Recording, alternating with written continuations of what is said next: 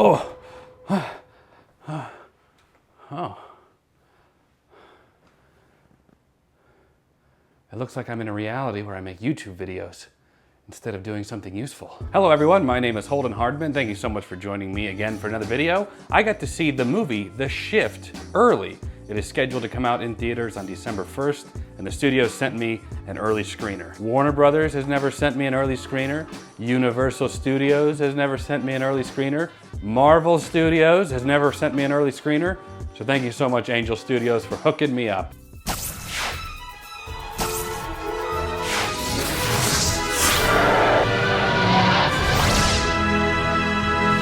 Now, before I give my spoiler-free review of this movie, there are a couple of things I want to talk about first. For the longest time, I've had a pretty big aversion to Christian films, despite being a Christian myself. If you're a fan of movies at all, you probably know why. I did a video several years back talking about this very topic. For as long as I have been sentient, Christian movies have been synonymous with being low quality, bland, poorly acted, poorly scripted, preachy tones, and overall just boring. God himself is the master creator, so you would expect his followers to be some of the most creative people out there.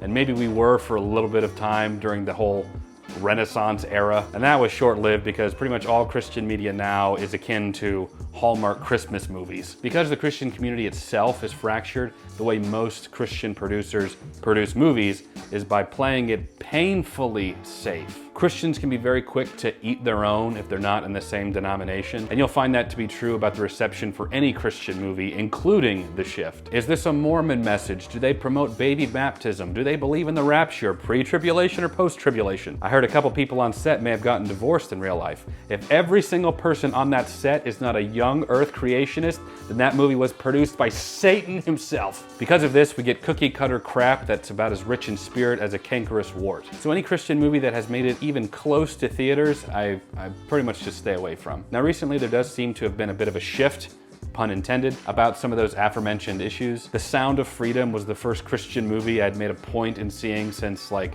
The Passion of the Christ in 2004. I'll probably talk about that movie specifically over on my other channel, The Pop Culture Christian. So if you'd like to, I'll put a link to that other channel. It's a lot more Christian-centric content than on this channel. And then the second issue about Christian movies, and that is budget. The Sound of Freedom exceeded my expectations in that it was made with something like $14 million, but looked easily like a $80, $90, $100 million production. But no matter how you slice it, Christian-produced movies are just not on the same playing field as the House of Mouse. And I don't hold budgetary restrictions against any type of film because film is expensive. In my original critique of low-quality movies, that doesn't necessarily translate to low budget. If the story is good, if the actors can act, lower-budget movies can be forgiven pretty easily and sometimes even excel beyond higher-budget films. A24, for example, is a secular production company that is thriving in the low-budget independent filmmaking world. But it should be expected that a film made with a lower budget just won't look like a higher budget film, at least not in every sequence. So of course the producers have to make some type of creative compromises. And lastly, because I'm a Christian, one of two things are going to happen in this review. Either you, my viewer, think I may be overcompensating and being overforgiving about this movie because I'm trying to help support the Christian cause, or I might be extra critical of the film because it's a Christian movie. In this review, I'm going to do my best to be fair. I'm going to critique where I think is appropriate, and I'm going to give praise where I think it's appropriate. The Shift is a science fiction dystopian film about our main protagonist named Kevin Garner, who encounters our main antagonist known as the Benefactor, who banishes him to a parallel world, a parallel reality. And the movie is about Kevin trying to get back to his home to be reunited with the woman that he loves. My initial feelings were that this movie seemed to be a kind of Christian response to the popularity of the multiverse in mainstream media. The MCU is really what popularized it in the past 15 years. Everything, Everywhere, All at Once is focused entirely around the multiverse, won several Academy Awards, in fact. Into the Spider-Verse is like that. The DC films, both animated and live action, are that way. Even Universal has their failed Dark Universe, but what was supposed to be a multiversal situation as well. However, the movie itself did focus primarily on their love story instead of the philosophical and theological implications of a multiverse even existing. So it would be a good date night film, fellas, 10% off the shift tickets using the link in the description below. I don't mind this at all because of some of those restrictions, and I think the love story was handled particularly well,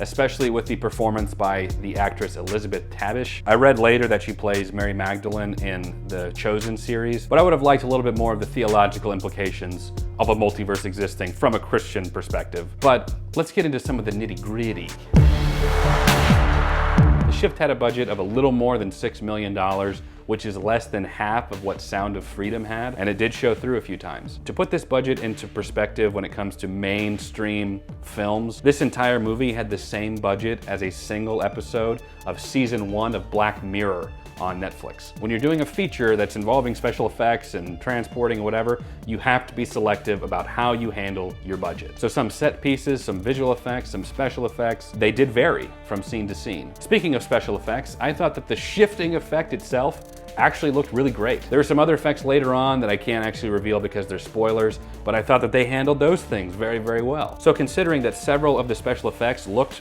pretty high quality, I was surprised that one of the things that looked really bad were some of the gun muzzle flashes that they used. This wasn't across the board, but there's one scene where this really stuck out where it just looked fake. And normally I would give this a pass in regards to the budget, but muzzle flashes are like beginner special effects. For beginners, it's lightsabers and muzzle flashes. So I'm not sure what happened there. Maybe it was a different VFX house or a different VFX artist, but it was a moment that absolutely kind of takes you out of that scene. A lot of Hollywood productions use blanks in their guns so that you actually get the physical look of a gun firing. It is significantly more dangerous, but it does look real. Not all of them do that and can still swing the special effect that sells to the audience. John Wick is a really good example of them not using blanks in their guns and having all the muzzle flashes be done in post. So that scene was kind of a draw down, but one scene that was kind of a draw up was this sequence where Kevin is sort of held in this shift prison where he keeps trying to escape this room, but every time he leaves, he's shifted kind of back to this different area. So he can't actually escape, so he keeps going back and forth, and every time he kind of pokes his head out, the enemies are kind of closing in and closing in. And I thought that the way they did that was great. It was a tense point in the film. They held the tension. It was something I really hadn't seen any multiverse movie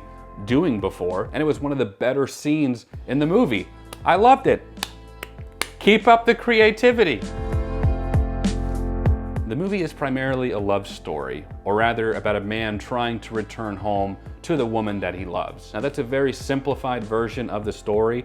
There's a lot entangled into that I can't reveal because of spoilers. So that gross generalization of what the film's really about doesn't do it service, and that's just one of those things you're gonna have to take my word on. But there are quite a few more moving pieces in relation to that being the objective than I can disclose to you. The movie had some well-placed twists and turns, and I would love to talk about it, but it's just one of those things. Aside from it being primarily a love story, it was also heavily allegorical of the book of Job in the Bible. And they were pretty open-handed about that, where a lot of the structuring of the story was meant to reflect Job, his fealty to God despite suffering, despite not understanding, despite his support group implying that maybe he did something wrong or that maybe God really doesn't care about him. Ironically, I got to see this movie at the same time that my wife and I just started season 3 of Daredevil on the channel, where the very first episode, Daredevil begins losing and questioning his faith and compares his suffering to that of Job.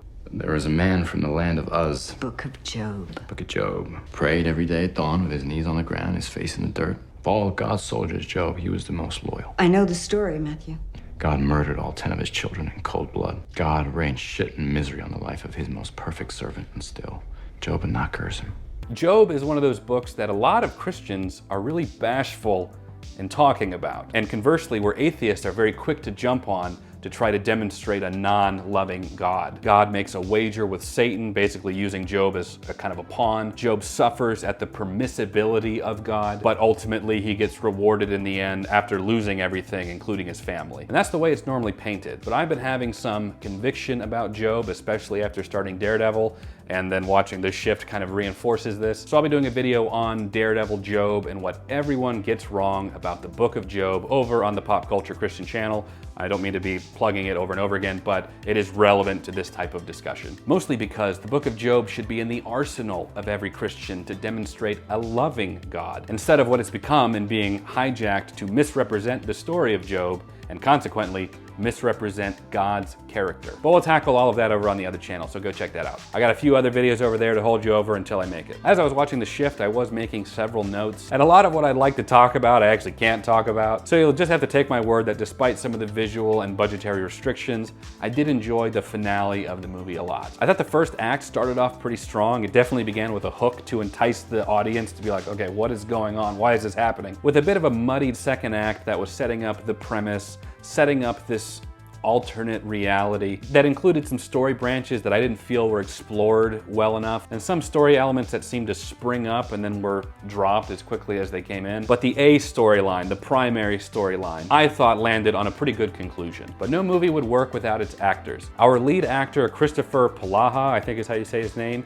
he was really good, but he wasn't great. His character is the quintessential definition of a leading man, so the entire film really rests on his performance, much like how The Sound of Freedom rested on Jim Caviezel's performance. So because he was good but not great, that could be felt in the first and especially the second act of the movie. However, it seemed as though he saved his best performance for the third and final act of the film. Sean Astin is fantastic. He's always fantastic in everything I see him in.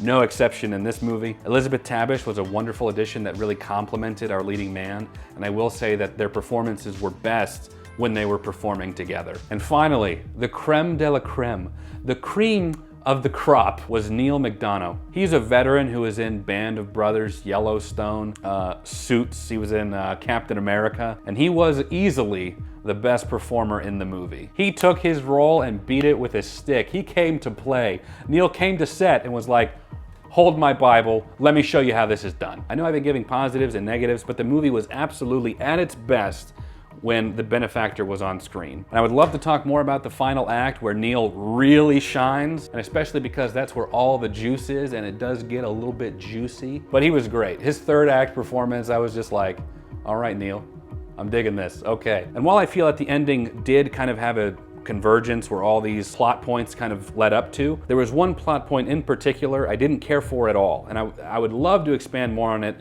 Maybe after the movie comes out we can talk about some spoilers in the comments or something. Since this movie is a little more heavy-handed at being a Christian film than like The Sound of Freedom was. Yes, The Sound of Freedom has some definitive Christian moments where Jim Caviezel's character is quoting scripture. This movie was very, very clear that our main character is a God, Bible-believing Christian, and God and the Bible played parts in the actual story structure of the movie itself. Since God was a focal point of the movie, I would have preferred had they introduced God to the audience in some capacity. This doesn't mean to necessarily preach to the audience, since God appears in secular media all the time, but the movie does make a Christian movie mistake in assuming that the audience knows who God is and who God is supposed to be. And maybe it is, maybe they're counting on The Shift being just for Christian audiences, but if they're trying to go for a more mass appeal, that's what I would have preferred. Even non-Christians have an idea that God is supposed to be good, God's supposed to be all-powerful, but the Christian knows that God is also supposed to be personal. And that's something that I would have liked to have seen more of, kind of expanded in this realm. Introduce God, the character, in the context of the movie. Why does our lead actor believe in God at all, for example? And finally, there was one scene near the tail end of the movie that hit me especially hard, as any great cinema is supposed to. It featured one of my favorite songs that I had no idea anybody had even heard of. I never hear it talked about, even among Christian circles. The song Oh My God by Jars of Clay, and it was a rendition in the film. It wasn't from like the Essential Jars of Clay album, the side B, you know, that I have. They included it in one of the movie's more climactic moments, and it just really hit home. I thought it was incredibly well done. A+ on that sequence. In conclusion, the film does suffer from its apparent lower budget, and it does have to make compromises on certain scenes, but it does make the choice to let those more important scenes shine a little brighter. The lead performance was fine, but the supporting cast helped elevate the film as a whole beyond just our leading man. It takes a now common concept like multiversal travel and puts a unique spin on it and makes the concept its own. A third act that mostly sticks to the landing despite a few missteps in the first and especially the second act of the film. It's not a perfect movie, but I'd love for you guys to go check it out, whether you're Christian or not. I'll have a link in the description below and in a pinned comment where you can get 10% off your tickets and catch the movie in theaters on December 1st. Thank you so much, Angel Studios, for letting me see this movie early. I hope to work with you guys again. Thank you guys for watching. I hope you enjoyed, and I'll catch you in the next video. Take care, everyone.